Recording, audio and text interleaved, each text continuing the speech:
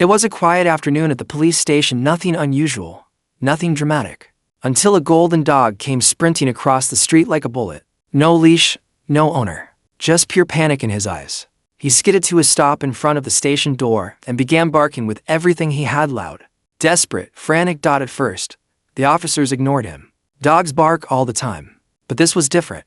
This dog wasn't barking at them. He was begging for them. He kept pulling at Officer Ryan's uniform, running a few steps ahead, then rushing back as if pleading, "Follow me before it's too late." No one knew it yet, but the dog wasn't just making noise. He wasn't lost. He wasn't confused. He was trying to say something, and what the officers discovered when they finally followed him shocked the entire city. Before we start, make sure to hit like, share, and subscribe. And really, I'm curious, where are you watching from? Drop your country name in the comments. I love seeing how far our stories travel. It was supposed to be an ordinary afternoon at the station, nothing more than the usual paperwork, quiet chatter, and the distant hum of traffic outside. Officer Ryan leaned back in his chair, half listening to a rookie complain about vending machine snacks, when a sudden bark sliced through the calm like a siren. Sharp, urgent, desperate. Ryan turned toward the glass doors. A golden dog, dusty, panting, and wild-eyed, was sprinting across the courtyard straight toward the entrance. His blue collar glinted in the sunlight with every frantic leap he took. Something about the way he ran made every officer freeze. He wasn't wandering. He wasn't lost. He was aiming for them before anyone could react. The dog skidded to a stop right in front of the doors and unleashed a barrage of nonstop, frantic barking. Not the playful kind. Not the "I'm hungry" kind. This was a scream for help. "Whose dog is that?" Someone muttered behind Ryan. No one answered. The dog paced in front of the entrance, then locked eyes with Ryan through the glass, a piercing, pleading stare that made Ryan's pulse jump. The dog barked louder, running to the left, then to the right, then back to Ryan as if trying to pull him outside. "Hey." Ryan pushed open the door. "Easy, boy. What's going on?" The dog didn't back away. Instead, he came right up to Ryan, barking so furiously that spit flicked off his muzzle. His tail wasn't wagging. His posture wasn't playful. Everything about him screamed one thing: something is wrong. Very wrong. A couple of officers stepped outside, watching with raised brows. "Maybe he's hurt," one said. "Or maybe he's looking for his owner." But the dog didn't act hurt. He didn't limp. He didn't cower. He turned away suddenly, ran several steps, then whipped back round and barked at Ryan again. Louder this time, almost as if shouting, "Come with me, now." Ryan felt something tighten in his chest. He'd seen desperate humans before, but never a dog this desperate. And whatever he needed them to see, he needed them to see it fast. The golden dog didn't waste a second. The moment Officer Ryan stepped fully outside, the dog lunged forward, not to attack, not to flee, but to grab the hem of Ryan's uniform pants with his teeth. Not biting, pulling, tugging, with a strange mixture of desperation and determination. "Oh hey, easy." Ryan steadied himself, startled, but the dog refused to let go. His eyes, wide and glistening, flicked between Ryan's face and the direction of the street, like he was pleading for the officer to follow. He released the pant leg just long enough to bark sharply twice, then nudged Ryan's knee with his nose. Then he grabbed the pant leg again. The rookie officer, Mason, stepped outside, frowning. "That's weird. He's acting like he knows you." Ryan shook his head slowly. Never seen him before. But the dog disagreed. He circled Ryan, then positioned himself directly in front of him, blocking his path, barking with renewed urgency. Not at Mason, not at the door, only at Ryan. Ryan lowered himself to one knee, trying to meet the dog's frantic gaze. "What is it, boy? What are you trying to show me?" The dog whimpered, pacing in a small tight circle, tail low, ears pinned back, not fearful, but anxious. He ran a few steps toward the street, stopped, turned back, barked at Ryan again.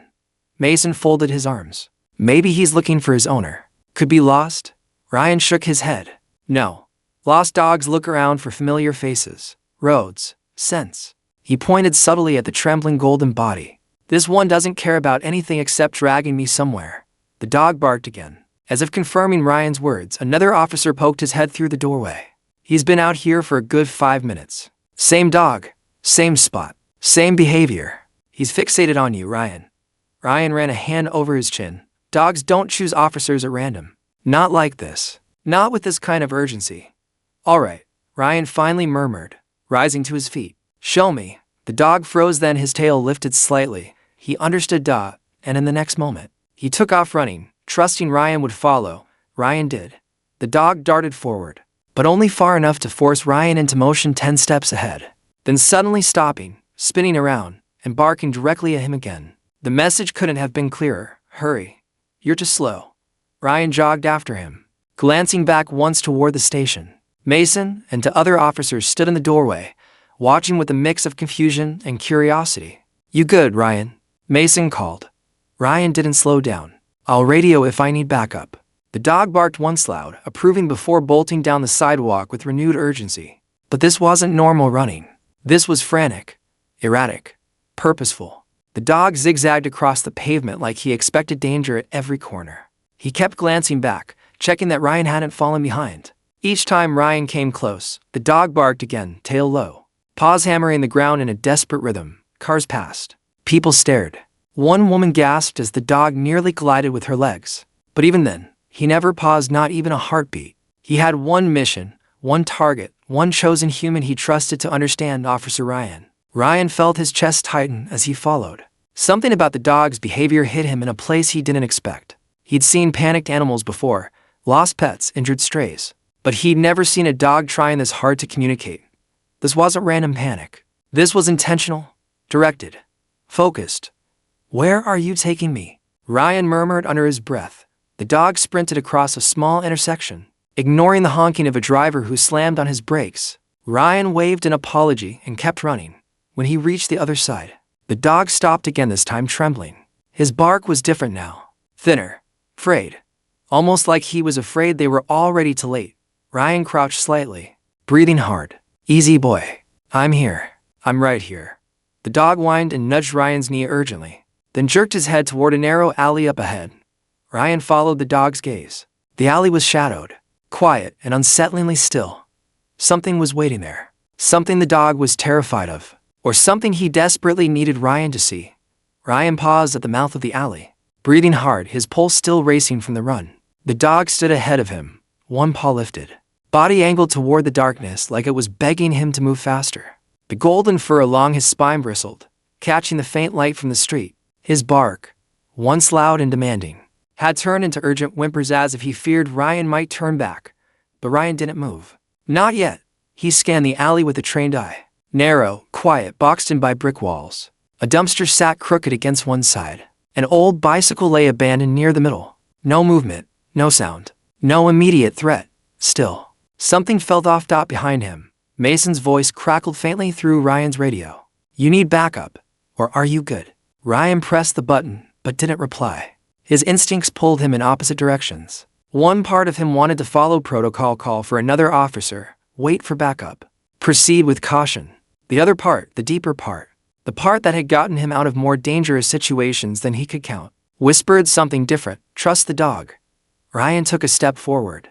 The dog's entire body shifted with relief. He barked once soft, almost grateful, then turned and ran deeper into the alley. Not as fast as before, slower, more controlled, like he finally believed Ryan understood. Ryan tightened his grip on his flashlight and followed, keeping pace. Every footstep echoed too loudly. Every shadow felt heavier. The deeper they went, the colder the air became, an unnatural chill that made the back of Ryan's neck prickle. Halfway down, the dog stopped again. This time, he didn't bark. He simply turned his head toward Ryan and held his gaze. His eyes wide, fearful, pleading, said more than any sound could. Ryan swallowed hard. Okay, I'm with you. Show me. The dog dipped his head once, then led Ryan out of the alley and into a small street on the other side. Older homes, cracked sidewalks, barely any people around. The real journey, Ryan realized, wasn't behind them. It was just beginning. The dog broke into a run again, faster now, but with a strange rhythm, like every second counted. Ryan followed close behind, his breath fogging slightly in the cooling afternoon air. The neighborhood they entered was quiet, too quiet. Rows of aging houses, peeling paint, cracked sidewalks, overgrown yards. It felt like a place forgotten by time, but the dog knew exactly where he was going. Every few seconds he'd sprint ahead, then suddenly skid to a stop and whip around to check if Ryan was still behind him. Only when he saw the officer closing the distance would he turn and run again. Nails scraping the pavement in frantic urgency. Cars passed slowly along the main road. Drivers staring at the strange sight, a police officer chasing a dog who seemed more focused than any search dog they'd seen. A small group of kids on bicycles stopped riding and gawked as the pair rushed past. "Is that a police dog?" One boy asked. "No," another replied. "That dog's in charge." Honestly, it looked that way. Ryan could feel it too. The dog wasn't leading him randomly. Every turn it made was sharp, deliberate. Every movement carried purpose. The desperation in the dog's run hadn't faded, it had grown stronger. A minute later, the dog darted across the street without hesitation. Tires screeched as a car slammed its brakes. The driver shouted something, but the dog didn't even flinch. Ryan ran past, breathless. "Sorry, police business." He caught up to the dog at the end of a narrow lane where houses sat closer together, their porches shadowed and still. The dog slowed, panting, but refused to stop. His legs shook with exhaustion, yet he pushed forward, driven by something much stronger than fatigue. Ryan felt his chest tighten. "Easy, boy. We're getting closer, aren't we?" The dog didn't bark, didn't whine. He simply ran head low, tail stiff, eyes burning with fear and hope mixed into one. Whatever waited ahead, it terrified him. But he wasn't giving up. Not until Ryan saw it for himself. Ryan slowed his pace as the dog led him deeper into a part of town he rarely patrolled. The houses here were older, some sagging under their own weight, some boarded up, and others holding on to the last bits of a once lively street. Faded curtains, silent porches, windows that hadn't seen a good cleaning in years. But the dog didn't care about any of that. He trotted ahead, panting hard, wobbling slightly from the exhaustion of running so far. Every few steps he glanced back, as if terrified Ryan might vanish if he blinked too long. A woman watering her plants paused, eyebrows knitting together. "Officer, that your dog?" Ryan shook his head without slowing. "No, ma'am, he's leading me somewhere." The woman watched silently, something uneasy flickering in her eyes. As Ryan passed, she murmured, "That dog don't belong around here." Her words made Ryan look down at the golden creature again. His collar was clean, his fur well kept despite the dust. This wasn't a stray from these streets, not even close. So how did he know where he was going? The dog turned sharply onto a smaller side street, one that curved between houses squeezed together like old secrets. The air felt heavier here, the shadows longer. Ryan's boots crunched on gravel as he followed. He pressed a button on his radio, opening the channel just in case. "Unit 12 to dispatch. I'm following a possible lead. Not requesting backup yet, but stay on channel. Static." Then a quiet "Copy, Unit 12. Stay safe." Ahead, the dog nearly stumbled but caught himself, refusing to stop. His tail wasn't wagging, not even a twitch. His ears were pinned back, and his breathing had turned shallow. Fear radiated off him like heat. Ryan clenched his jaw. Whatever was at the end of the street, the dog already knew it wasn't good. They passed a rusted fence, a flickering street lamp, a row of mailboxes leaning like tired soldiers. Then the dog slowed to almost a crawl, his paws dragging softly over the cracked pavement. Ryan knew they had arrived. He didn't know where yet, or why, but the dog did. And what waited at the end of that silent street was the reason he had run for help. At the very end of the narrow street stood a small, aging house, its paint chipped, its porch sagging, its windows clouded with years of dust. It looked like the kind of place no one visited unless they had to. But the moment the dog saw it, his entire body tightened, as if he'd reached the very spot he'd been fighting to get Ryan to all this time. Without hesitation, the dog sprinted forward and leapt onto the porch steps. He didn't bark at Ryan this time. He barked at the house. Loud, relentless, like he was trying to wake someone inside. Ryan approached cautiously, one hand drifting instinctively toward his holster, not to draw, but ready if he needed to protect himself or someone else. The dog scratched at the front door, claws scraping against the weathered wood with frantic urgency. He whined, then barked again, each sound sharper, more desperate. "Is someone inside?" Ryan whispered. The dog barked once, sharply, as if answering yes. Ryan tried the doorknob. Locked. He knocked firmly. "Hello. This is the police. Is anyone home?" Silence. He knocked again, harder this time. "Police department. If anyone's inside, call out." Still nothing. The dog paced between Ryan and the door, trembling now, fear etched in every movement. He let out a long, trembling whine and pressed his forehead against the door, as if begging Ryan to understand the urgency. A neighbor stepped outside from across the street. "Officer, everything all right?" Ryan kept his eyes on the house. "Do you know who lives here?" The neighbor shook her head. "Not really. Old lady, I think. Doesn't come out much. Her lights haven't been on in days." The dog barked again, louder, almost angry now. Ryan felt the hairs on his arms rise. Something was wrong in that house. Terribly wrong. He pressed his ear to the door. At first, he heard nothing, only silence. Then, a faint sound. Barely audible, a weak, muffled thud, like someone trying to move, or trying to call for help, but unable to speak. Ryan stepped back, heartbeat kicking into overdrive. "Hang on," he murmured, eyes narrowing at the door. "We're coming in." Ryan's heart thudded heavily in his chest as he leaned closer to the old wooden door. The faint sound he had just heard, so soft he almost questioned whether it was real, lingered in his ears like an echo begging to be understood. The dog pressed his body against the lower half of the door, tail tucked, eyes wide with fear. He wasn't barking now. He was listening to. "Is someone inside?" Ryan called again, louder this time. Silence answered him. But silence, Ryan knew, could be just as dangerous as noise. He knocked once more forcefully, his fist rattling the fragile frame. "This is Officer Ryan from the police department. If you can hear me, make any sound. Anything at all." Nothing.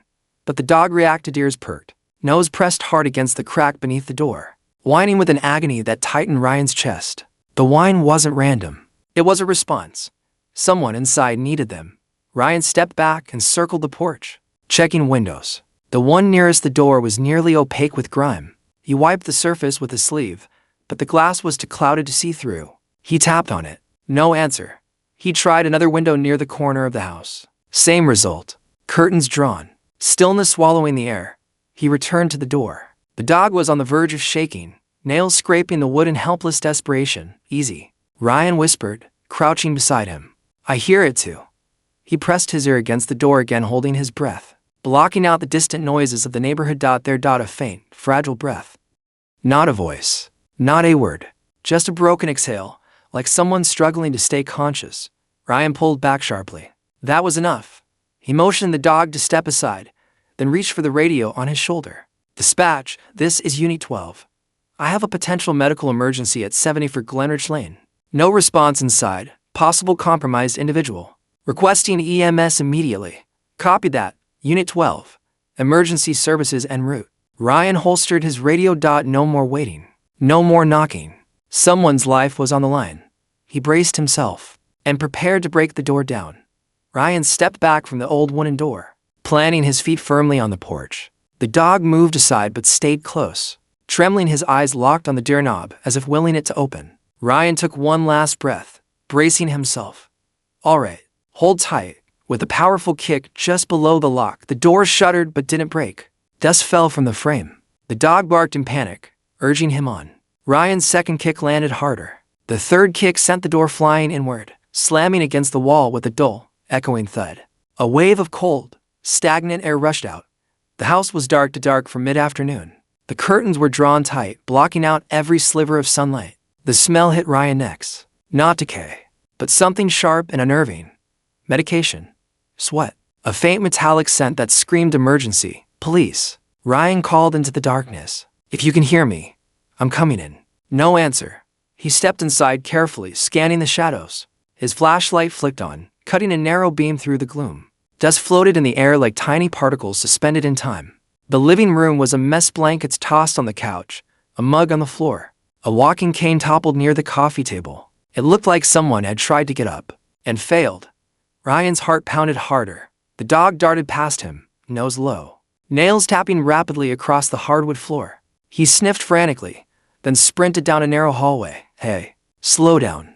Ryan followed quickly, the beam of his flashlight bouncing off the walls. Halfway down the hall, the dog stopped abruptly at a partially closed door. He whimpered and pushed his nose against the crack, nudging it open. Ryan reached out slowly and pushed the door wider. That's when he saw her. A woman, elderly, frail, lay crumpled on the floor near the foot of her bed. One hand stretched toward the doorway as if she'd been trying to reach it. Her breathing was shallow, irregular. Her lips pale. The dog rushed to her side, whimpering, nuzzling her cheek. Ryan's stomach dropped. He wasn't too early. He wasn't too late. But he was right on the edge of losing her. Ryan's breath caught in his throat as he stepped fully into the small bedroom. The air felt heavier here, thicker, colder, carrying a suffocating stillness that made his pulse pound in his ears. The elderly woman lay motionless on the wooden floor. Her silver hair fanned out like threads of moonlight. Her chest rose only slightly, each breath a shallow fight. The dog, her silent guardian, pressed his nose against her cheek, whimpering softly. His tail lay flat on the floor, his body curled protectively around her. This wasn't panic anymore. This was grief, fear, devotion. Ryan knelt beside her, careful not to startle her. "Ma'am, can you hear me?" Nothing. He gently touched her wrist cold, but not lifeless. Her pulse was weak, fluttering irregularly like a trapped bird desperate to escape. Hey, Ryan said softly, leaning closer. You're not alone. Help is coming. Her eyelids twitched. Just barely. A sign of life but fragile, fading. The dog let out a soft bark, almost like he was begging her to wake up. He nudged her hand with his snout, pushing it toward Ryan as if offering proof she's still here. Don't stop. Ryan scanned the room quickly. A spilled bottle of pills lay near the bed, a glass of water overturned beside it, an open drawer with medical papers sticking out, and on the nightstand, a phone, just out of reach. She had tried to call for help. She hadn't made it. His jaw clenched. If the dog hadn't run all the way to the police station, this woman would have died alone. Ryan radioed quickly. Unit 12 to EMS, patient located.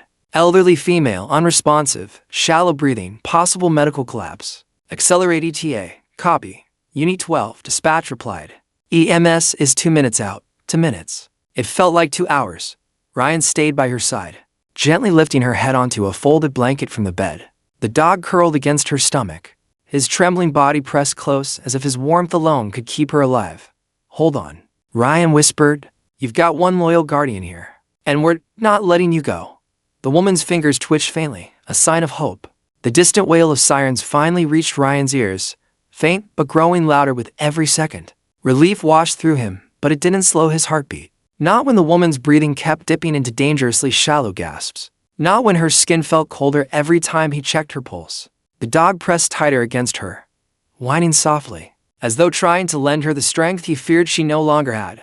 Hang in there, Ryan murmured, brushing a strand of silver hair from her forehead. They're almost here.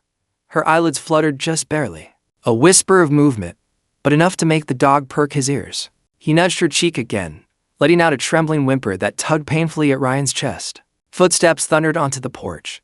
Then police. EMS, 3 paramedics burst into the bedroom with a stretcher, medical bags, and urgent eyes that took in the scene instantly. The lead medical woman with steady hands and a laser-focused stare knelt beside Ryan. What do we have? Elderly female, Ryan said quickly. Collapsed, barely responsive, shallow breathing, pulse weak and irregular. Possible cardiac event or stroke. I found pills on the floor. The medic nodded sharply and signaled her partners. Get vitals. Start oxygen.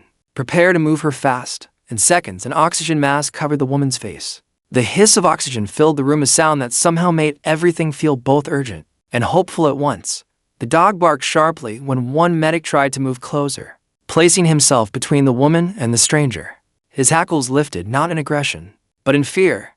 He's protecting her, Ryan said gently. Let me handle him.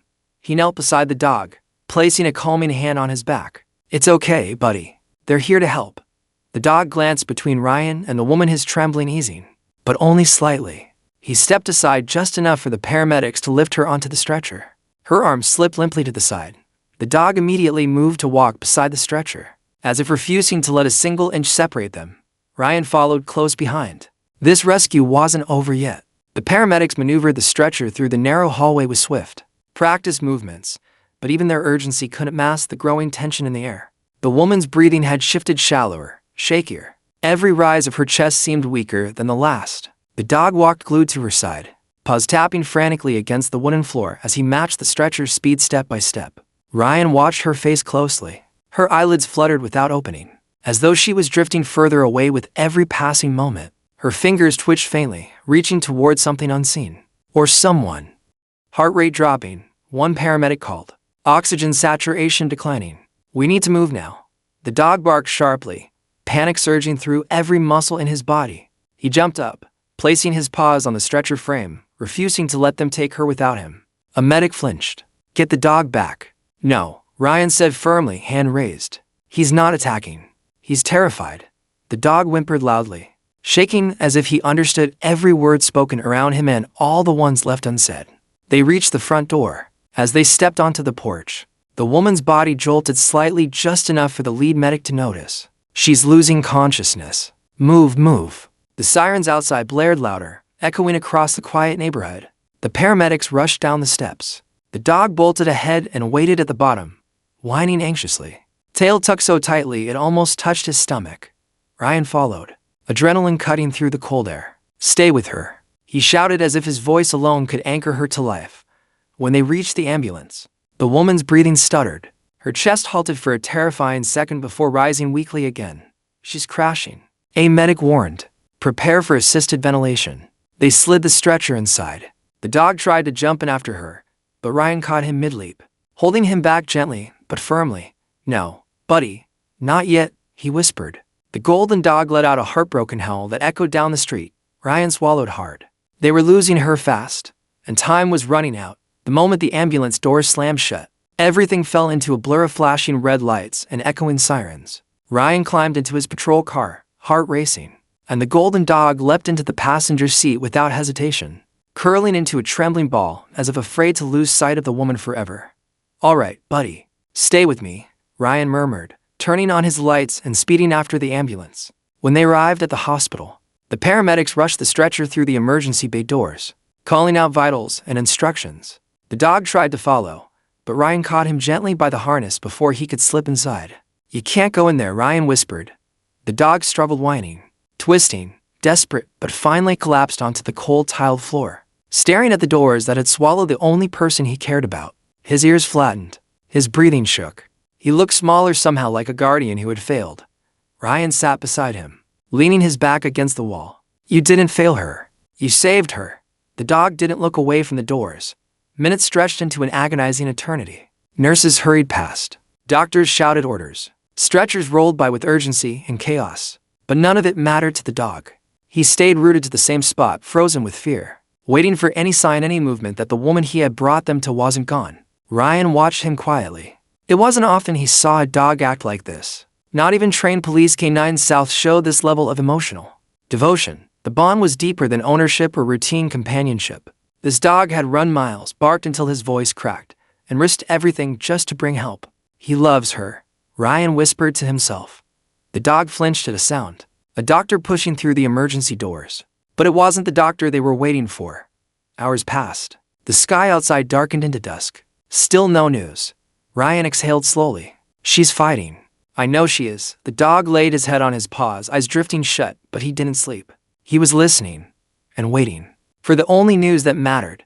The emergency room doors finally swung open just past midnight. A doctor in pale blue scrubs stepped out, exhaustion etched across his face. Ryan stood immediately. The dog shot up, 2 ears alert, body trembling with anticipation and fear.